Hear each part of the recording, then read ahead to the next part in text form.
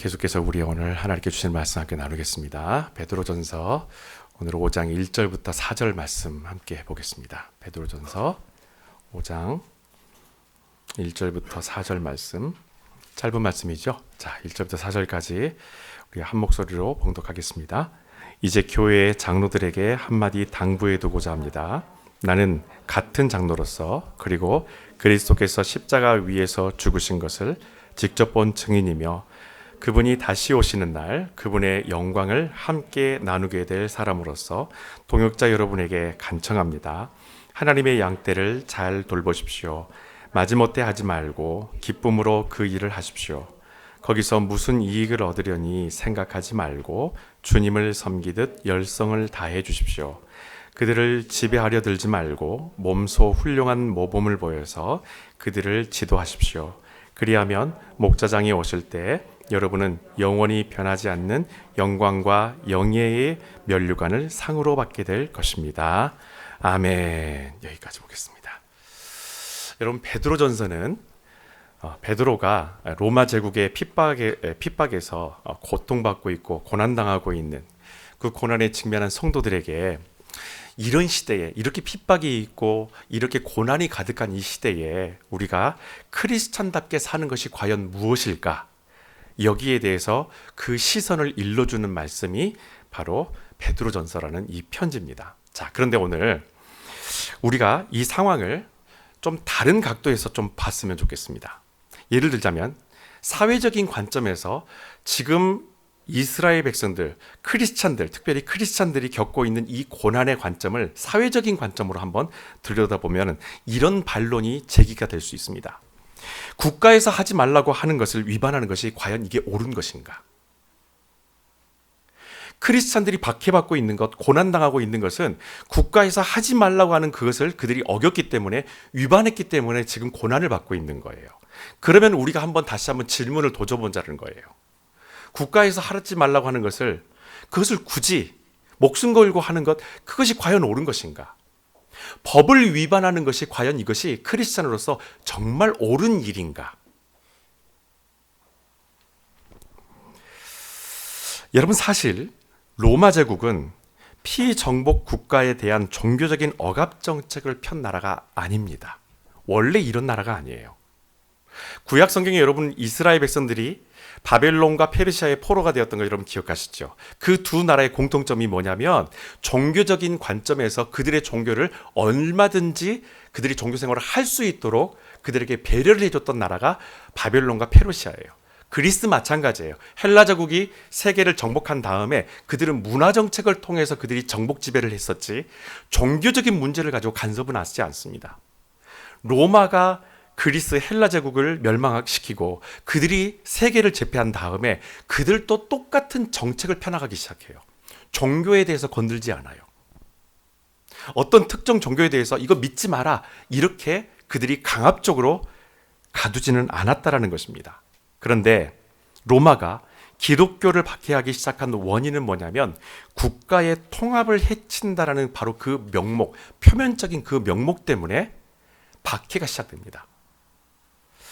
자, 그렇다면은 더더욱이 우리는 이런 생각을 할게요. 그러면 정말로 기독교가 잘못한 거 맞네. 크리스찬들이 잘못한 거 맞네.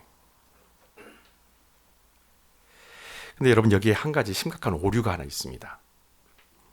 로마는 제국의 번영을 위해서 황제를 왕으로 존중하는 것을 뛰어넘어서 나라의 통합을 위해 신처럼 숭배하는 지경까지 다다르기 시작합니다.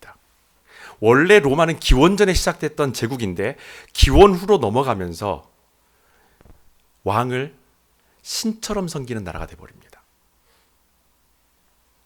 여러분, 당시의 화폐가 그것을 증명하는데 여러분 신약 성경에 보게 되면은 이 동전 이름을 여러분 많이 기억하실 거예요. 데나리온이라고 기억하시죠? 데나리온. 이 데나리온은 그 데나리온의 표면에 무엇이 새겨지냐면 황제의 얼굴과 그 황제의 이름이 새겨지게 되어 있습니다. 아주 특이한 동전이에요.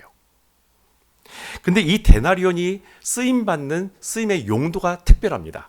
이 데나리온은 용도가 뭐냐면 세금 징수용 동전입니다.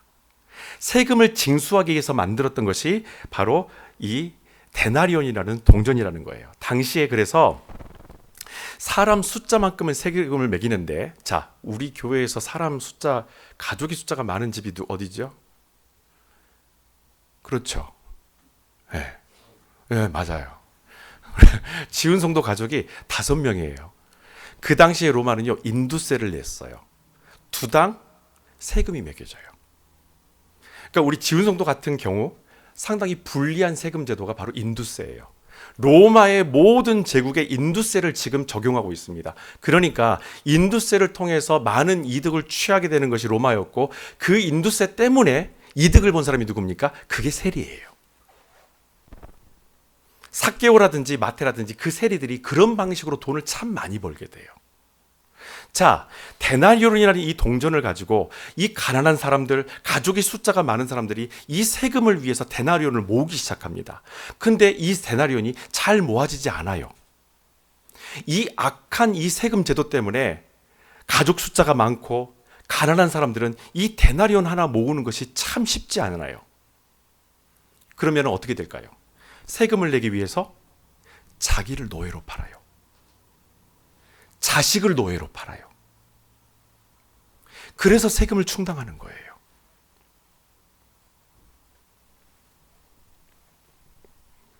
즉, 돈은 사람이고 그 사람의 주인은 데나리온에 찍힌 황제라는 의미가 바로 이 세금제도 데나리온에 담겨져 있는 의미입니다. 그래서 여러분, 성경에는 그 황제의 이름을 뜻하는 대명사가 마가복음 12장 16절에 등장을 해요. 그게 바로 가이사 시저라는 이름입니다. 이건 대명사예요. 예수님께서 마가복음 12장 17절에 이런 말씀을 하시죠. 유명한 말씀인데, 가이사의 것은 가이사에게, 하나님의 것은 하나님에게. 이걸 설명하려면 시간이 너무 많이 걸리는데 간단하게 설명하면 이렇습니다. 가이사에게 가야 할 그 금전적 가치, 세금에 대한 것은 그대로 가게 하고, 하나님께 우리가 드려야 될 것은 하나님께 온전히 드려야 된다. 이것이 예수님께서 말씀하셨던 요지예요. 그런데 사실은 가이사의 것은 가이사에게, 하나님의 것은 하나님께, 이것은 오히려 예수님께서 질문을 던지는 것과 마찬가지예요. 과연 사람의 것이 어디 있느냐? 과연 사람의 것, 황제의 것이라고 말하는 그 황제의 것이 소유가 어디 있냐라는 거예요. 실체가 어디 있냐라는 거예요. 없다라는 겁니다.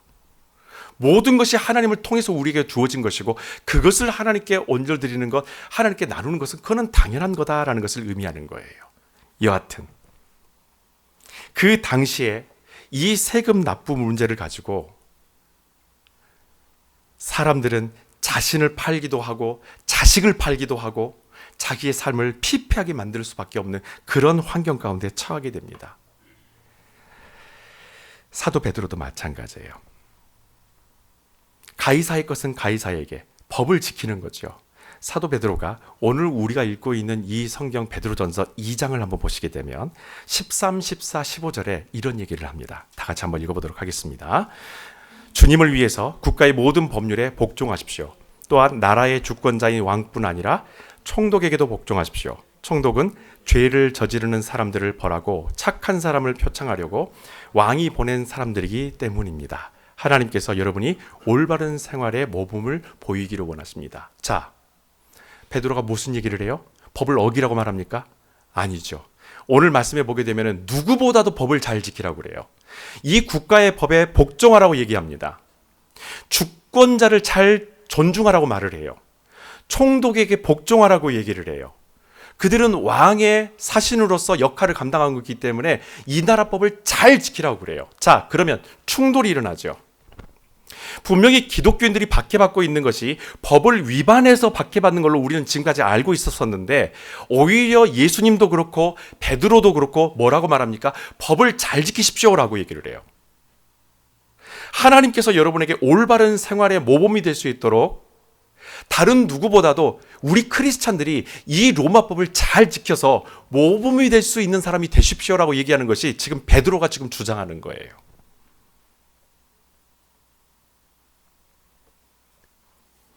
여러분, 오히려 크리스찬들은 불법과 편법을 쓰지 않고 국가의 기본법을 더 잘 지키려고 노력했었던 사람들입니다. 편법을 만드는 것은 누구죠? 황제였었어요. 원래 황제는 신이 될 수 없는 존재입니다. 그런데 황제 스스로가 자기가 신이 되었다고, 자기가 신이라고, 나를 숭배하라고 법을 바꾸는 것이 바로 그 편법을 만든 것이 황제예요. 왕권을 유지하기 위해서 황제를 신으로 숭배하는 그 편법을 만들어서 이 나라의 왕이 되어야만이 자기의 가문이 이 로마 제국을 계속해서 이끌어갈 수 있기 때문에 얼마나 영토가 넓어요. 그러니까 할 수 있는 방법은 딱 하나예요. 자기가 신이 돼버리는 거예요. 이게 편법입니다. 여러분, 크리스찬은요, 편법을 쓰면 안 돼요. 우린 정직해야 돼요. 여러분, 제가 얼마 전에 지금 가을에 제가 중단했었던 박사 공부를 다시 시작하려고 지금 준비를 하고 있어요. 그래서 학교에다 연락을 하고 이제 학비 문제 때문에, 학자금 문제 때문에 상담도 했어요.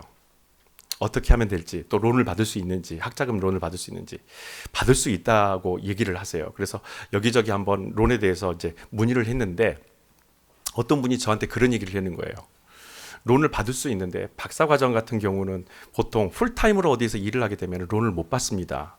그러니까 서류를 제출하거나 뭐 할 때에 파트타임으로 해야만이 받을 수 있다라는 편법을 저한테 일러주는 거예요. 그래서 제가 제 아내한테 집에 가서 그런 얘기를 했어요. 누가 그런 얘기를 하더라고.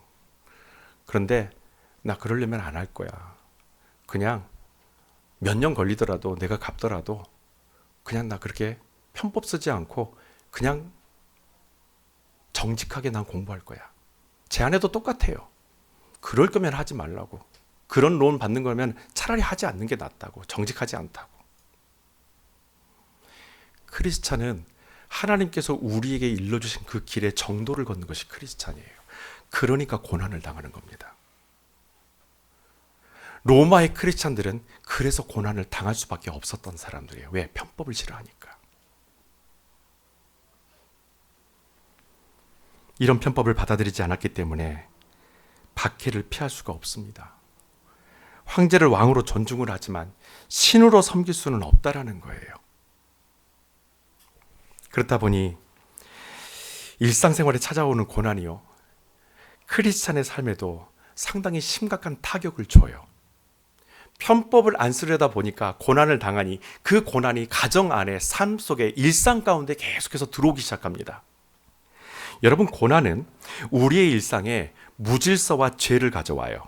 고난은 고난 그 자체로 끝나지 않아요. 뿐만 아니라 정서적으로, 영적으로 우리를 무너뜨리는 것도 고난입니다. 그리고 판단력도 무너뜨리고, 나름 내가 이게 우선이야 이렇게 생각하고 살아왔었던 모든 우선순위도 다 무너뜨리는 것, 그 우선순위의 모든 질서까지 다 무너뜨리는 것이 그게 고난이에요. 심한 경우에는 이성도 잃어버립니다. 고난이라는 것이 만만치 않아요. 크리스찬들이 겪고 있는 이 고난, 그들의 삶에, 그들의 신앙에, 그들의 일상 가운데 깊이 들어와서 그들의 모든 것을 다 무너뜨리려고 계속해서 옥죄오기 시작합니다. 편법을 생각하게 되고, 다른 방법들을 생각하게 되고, 좀 벗어날 수 있는 방법을 생각하게 되고, 살아남을 수 있는 방법들을 생각하게 될 수밖에 없는 상황 가운데 몰려지기 시작하는 거예요. 고난 때문에 삶이 무너지면 결국 삶을 포기하는 사람들도 생겨나는 거예요. 그래서 세상 모든 사람들에게 이 복음이 절대적으로 필요한 것입니다. 여러분, 베드로는 이러한 고난으로 인해서 특히 교회 공동체가 무너지지 않도록 우리 안에서 지켜야 될 성도의 자세를 오늘 말씀 5장에 기록하고 있어요. 그래서 오늘 제가 여러분과 함께 주일 오늘 말씀은 섬김에 대해서 말씀을 드리고, 금요일 날 이어질 5번째 시리즈 말씀에서는 교회 공동체에 대한 이야기를 여러분과 나누려고 합니다. 여러분, 섬김이라는 것, 가정 안에도 섬기는 사람이 있어야 돼요. 그래야 그 가정과 가문이 회복이 됩니다. 교회도 마찬가지고 공동체도 마찬가지, 일터도 마찬가지예요. 어떤 곳이든지 간에 섬기는 사람이 있어야만이 그곳이 원활하게 돌아갈 수 있고 회복이 될 수 있는 거예요. 여러분, 저는 오늘 말씀을 준비하면서 그런 생각을 해봤어요. 나는 우리 가정에 나는 섬기는 사람인가? 나는 우리 조씨 가문에 나는 섬기는 사람인가? 우리 친가나 내 처가나 그 가정 가운데서 나는 지금 목사로 있냐? 아니면 사위로 있는가? 아들로 있는가? 아니면 나는 섬기는 자의 역할을 내가 지금 감당하고 있는가?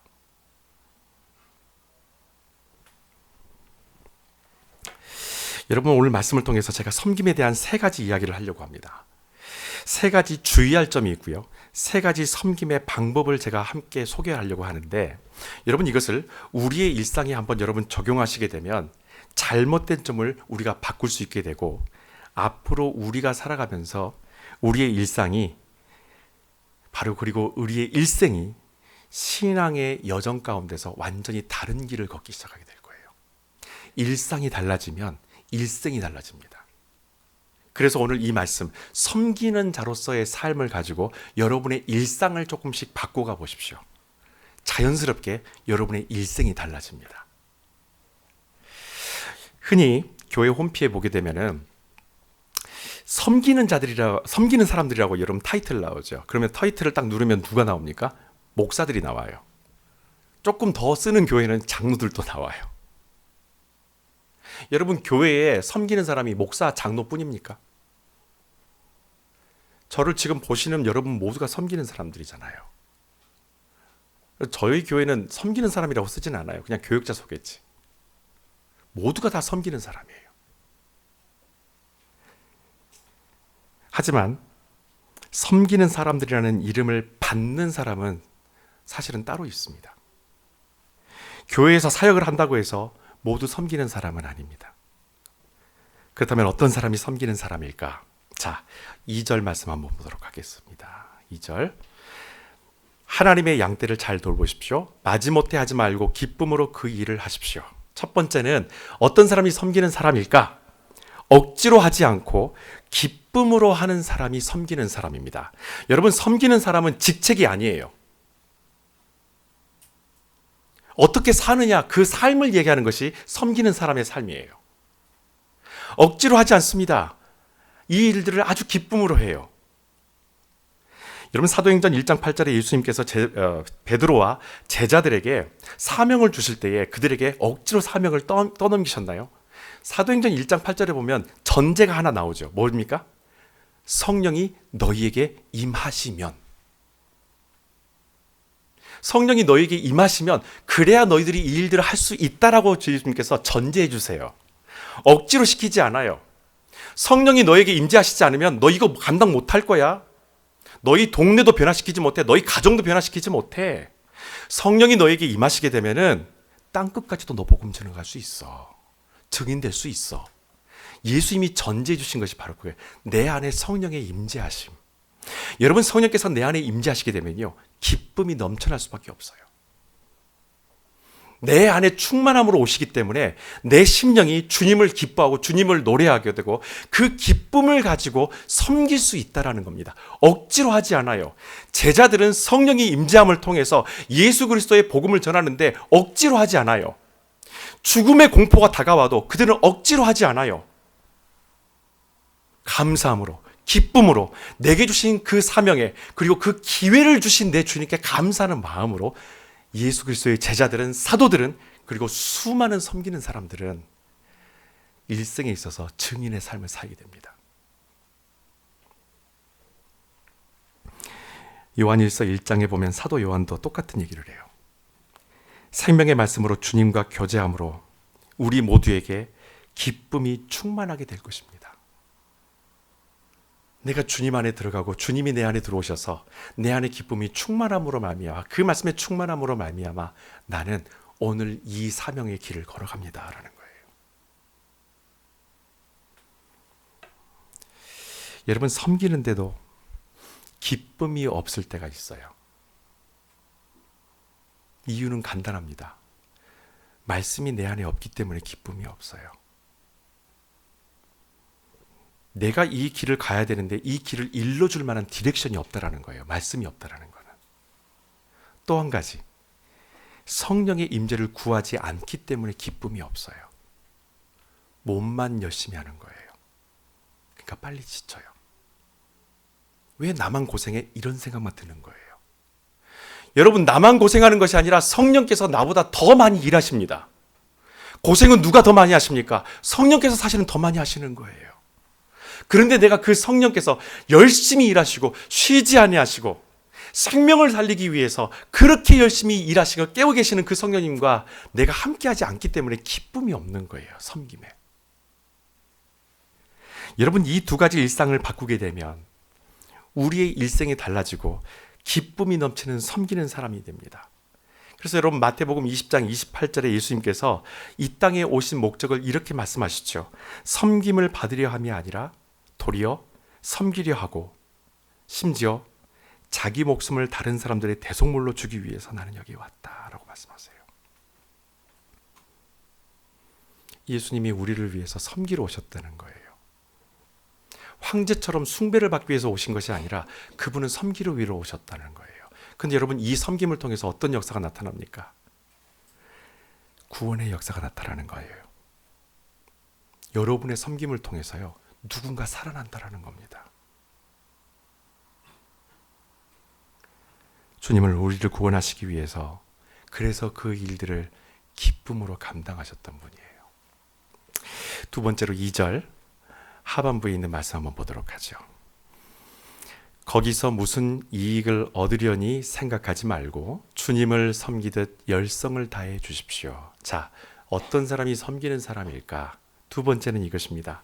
보상을 기대하지 않고 성실히 하는 사람이 섬기는 사람이다라는 거예요.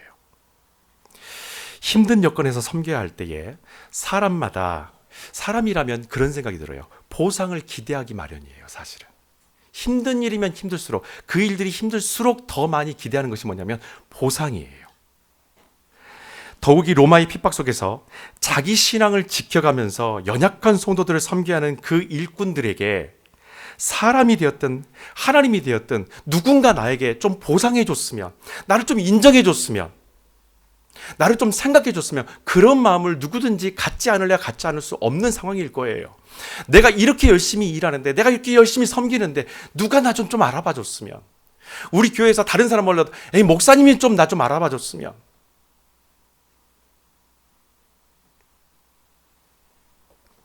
여러분, 사람은 누구나 인정받고 싶어 하지요. 그것이 나쁜 것은 아닙니다. 인정과 격려는 일의 능률도 올려주고 아이디어도 우리에게 샘솟게 해요. 하지만 하나님의 백성으로서 마땅히 해야 할 일들을, 그 일들을 감당할 때에 보상을 기대하면서 일한다면 그 사람은 성경에서 섬기는 사람이 아닌 다른 이름을 붙여줍니다. 요한복음 10장 12절 13절에서는 이 사람의 이름을 삭군이라고 불러줍니다. 삭군. 예수님은 이 삭군에 대해서, 삭군은 자기 양을 위해 목숨을 바치지 않고 도망가 버린다라고 얘기해요. 섬기는 사람은요, 그 일을 포기하지 않아요. 그 사람을 살리기 위해서 포기하지 않아요. 근데 삭군은 위험하면 도망가 버리는 거예요. 힘들면 다 내팽개치고 도망가 버리는 거예요. 그건 섬기는 사람 아닙니다. 목회가 힘들다고 도망가는 목사는 목사가 아니라는 거예요. 삭군이라는 거예요. 주님께서 허락하셨던 그 사명들을 감당함에 있어서 그것을 힘들다고, 그것을 도망쳐서 멀리 떠나버리는, 그런 마음이 떠나버리는 그런 성도, 삭군이라는 겁니다. 하지만 예수님께서 그 삭군과 비견되는 섬기는 자를 이렇게 설명을 합니다. 선한 목자는, 섬기는 사람, 이 선한 목자는 자기 양을 위하여 끝까지 목숨을 바친다. 이게 섬김이에요. 끝까지 목숨을 바친다. 선한 목자처럼 우리의 일상을 바꾸게 되면 우리의 일생을 통해서 한 가지 보상을 약속받습니다. 그 보상이 바로 임마누엘입니다. 하나님께서 우리와 함께 하신다는 보상을 받게 돼요. 영원히 나와 함께 하시는 그 하나님을 약속의 보상으로 우리는 받게 된다는 겁니다. 누구에게? 섬기는 자에게.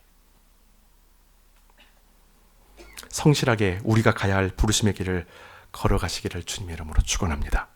마지막 세 번째로 3절 한번 말씀 보도록 할게요. 다 같이 읽겠습니다.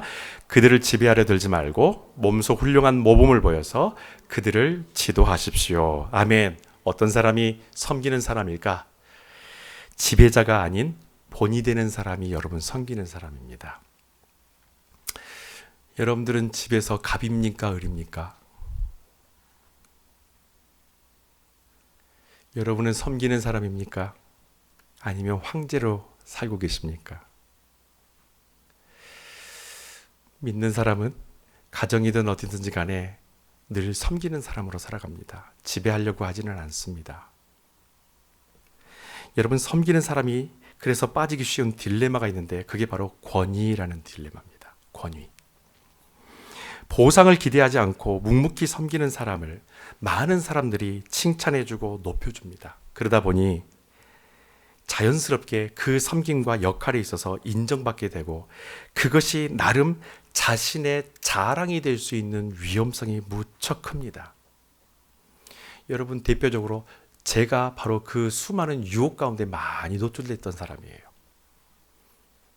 어떤 사역을 했을 때 빛이 나고 어떤 사역을 했을 때 같이 섬겼던 우리 교사들보다 우리 동역자들보다 제가 오히려 더 많이 빛이 나고 더 많이 칭송을 받다 보니까 이런 위험성에 많이 빠집니다. 그 권위라는 위험성, 이게 내 자랑이 되는 그 위험성, 이게 늘 잠재되어져 있어요. 그러니까 제 심령 가운데 작은 정전기만 일어나도 한순간에 다 폭발해서 내 자신을 자랑하게 되고 지금까지 내가 주님 앞에 쌓아왔었던 그 귀한 관계가 한순간에 잿더미가 돼버리는 거예요. 지배자가 되지 않도록 일상을 바꾸는 방법이 여러분 하나 있어요. 어떻게 하면 내가 지배자가 되지 않고 섬기는 자가 될 수 있을까? 여러분, 연약한 사람들을 배려하고 낮은 자세로 그들의 부르짖음에 귀를 기울여 보십시오. 지배자가 될 여유가 없을 겁니다.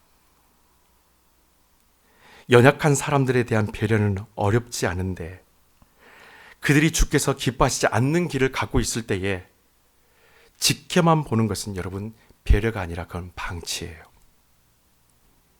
크리스찬의 배려는 그가 주님을 향해서 용기 있게 나아갈 수 있도록 돕는 것이, 그것이 바로 크리스찬의 본분, 섬기는 자의 본분입니다. 여러분, 제가 옛날 얘기 하나만 하고 오늘 마무리할게요. 학생부 사역을 할 때에 그때 저희 학생부가 한 100여 명 정도 됐었어요. 제가 섬긴 학교에, 바로 제자교회에서 한 100여 명 정도 되는 학생들과 함께 이 밴드룸이라는 창문이 하나도 없는, 불 끄면요 어두고둑해서 아무것도 안 보여요. 그 밴드룸에서 이제 예배를 드리는데 어느 날 예배를 딱 드리고 나서 분만 공부 다 끝나고 이제 아이들이 집으로 돌아가는데 아이들 몇 명이 저한테 찾아왔어요. 그래서 저한테 이렇게, 목사님, 다름이 아니라 목사님 하나 부탁 좀 드리려고 하는데, 그래서 그래, 뭐야? 말해봐. 그때 그 친구들이 그런 얘기를 하는 거예요. 목사님, 설교 끝난 다음에 기도할 때에 불 좀 꺼주시면 안 될까요? 제가 그때까지는 아이들하고 예배하면서 기도할 때 불 켜고 기도를 했었거든요. 불 켜도 애들이 정말 뜨겁게 기도해요. 청소년들인데. 근데 그날 아이들이 저한테 와가지고 목사님 불 좀 꺼주시면 안 될까요? 그러는 거예요. 제가 이유를 물어봤어요. 그래? 무슨 이유라도 있니? 그때 그 친구들이 저한테 이러는 거예요. 목사님, 저희들은 기도가 가능한데요, 제 친구들이 자기들도 우리들처럼 기도하고 싶은데 부끄러워서 기도를 못 하겠대요. 자기들도 우리들처럼 그렇게 부르짖고 자기도 지금 힘들어 죽겠는데 그 문제를 가지고 자기들도 기도하고 싶은데, 내 친구처럼 기도하고 싶은데 기도하지 못하니까 부끄러우니까, 아직 신앙이 연약하니까 불 좀 꺼달라는 거예요. 제가 그래서 너무 미안했었어요. 그때 내가 그 아이들을 생각을 못했구나. 저는 감정에 휘둘릴까 봐 일부러 불을 안 껐거든요. 근데 그 아이들이 그 얘기를 하는 순간에 하나 머리를 딱 망치로 맞은 기분이었어요. 그래가지고 그랬구나. 그러면 다음 주부터는 내가 예배하고 우리 기도할 때에 선생님한테 얘기해서 불을 끄게 해줄게. 그 다음 주에 예배할 때 그때부터 불을 껐는데요, 기도가 멈추질 않아요. 우리 교회 온 지 얼마 안 된 아이들, 신앙이 얕은 아이들, 신앙이 오래된, 그리고 부모님들이 우리 교회에서 중직을 담당하고 있는 아이들이요, 기도가 터지기 시작하는데 걷잡을 수 없는 거예요. 선생님들이 그들 아이들을 부둥켜 안고 함께 울면서 기도해 주는 거예요. 부모들은 몰라요. 내 자녀가 집에서 그냥 웃으면서 밥 잘 먹고 건강하니까 아무 문제 없다고 하니까 이 아이가 문제 없는 걸로 생각을 해요. 근데 각자 자기 마음 가운데 기도하고 싸우고 있는 문제들이 참 많았다라는 거예요. 저도 몰랐어요, 그때. 이 아이에게 이런 아픔이 있는지, 이 아이가 이 문제를 가지고 이렇게 고민하고 이렇게 하나님 앞에 엎드려서 기도하고 싶었는지 저도 몰랐었어요. 그 시간 이후로 아이들이 친구를 더 데리고 오면서 함께 예배하면서 함께 기도하고 함께 울고 함께 위로해주는 엄청난 역사가 일어나기 시작하는 거예요. 친구들을 붙잡고 같이 기도해주고 같이 울고 같이 그 아픔을 나누면서 이 청소년 시기를 하나님의 백성으로서 우리가 어떻게 살아가야 될지를 같이 세워가는 학생부가 되기 시작하는 거예요. 어떤 게 본이 되는 삶일까? 제가 배운 것은 그거예요. 주님처럼 그들의 마음에 서는 것이 그게 본이 되는 것이구나. 주님처럼 사는 것이 그것이 이 아이들에게 내가 본이 될 수 있는 모습이겠구나. 여러분, 우리가 본이 될 수 있는 것은 주님처럼 살아가고 주님처럼 사랑하고 주님처럼 섬기는 것입니다. 그렇게 우리가 살아갈 때에 성령께서 내가 지금 해야 할 일이 무엇인지를 말씀해 주실 것입니다. 그러면 내 일상도 바뀌게 되고 내 일생도 바뀌게 됩니다. 그렇게 될 때에 우리가 살아가는 이 삶 속에서 이런 놀라운 일들이 찾아오게 될 것입니다. 마지막 4절 다 같이 읽겠습니다. 그리하면 목자장이 오실 때에 여러분은 영원히 변하지 않는 영광과 영예의 면류관을 상으로 받게 될 것입니다. 아멘. 섬기는 여러분에게 이런 은혜가 있기를 축원합니다. 기도하겠습니다. 이 시간 함께 기도하며 나아갈 때에 하나님, 섬기는 자가 되게 해주십시오. 내 가정 안에서, 우리 가문에서, 우리 교회에서, 우리 일터에서, 내가 있는 모든 공동체, 모든 아버지 선 그 자리에 섬기는 자가 되게 해주십시오. 어떤 보상도 기대하지 않습니다. 주님이 나와 영원히 함께 해주시면 그걸로 충분합니다. 지배자가 되지 않게 하시고 주님처럼 주님 뜻대로 살아가는 본이 되는 삶을 살게 하시며 늘 주님 앞에서 겸손함으로, 늘 주님 앞에서 낮아짐으로 그 하나님 나라를 꿈꾸며 억지로 하지 않고 성령께서 주시는 그 기쁨으로 오늘 내 삶을 살아낼 수 있도록, 그렇게 섬길 수 있는 우리 모두가 되도록 하나님께서 역사하여 주시옵소서. 시간에 성령님을 붙들고 함께 도우심을 받고 함께 기도하기 원합니다.